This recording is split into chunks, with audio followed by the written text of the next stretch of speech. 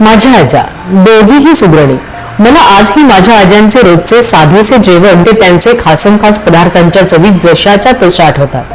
पण काय करण्याच्या नेमक्या पद्धती नाही आठवत. महाराष्ट्रात अशा अनेक आजी आई असतील की ज्यांच्या पोटडीत नक्कीच खूप सारे रुचकर खमंग पौष्टिक पदार्थ असतील. म्हणून मग ठरलं अशा आठवणीतल्या चवींचा शोध घ्यायचा. महाराष्ट्र म्हणजे ठराविक गोष्टी नाही, तसेच महाराष्ट्रीयन खाद्य संस्कृती म्हणजे नुसतीच पदार्थांची यादी नाही, हेही मला या प्रवासात जाणवले.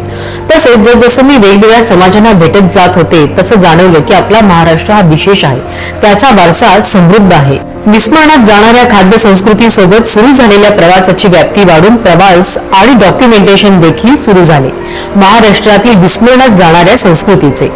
माझा महाराष्ट्र, माझा समृद्ध वारसा, माझ्यासोबत द अनएक्सप्लोर्ड लेगसी महाराष्ट्र.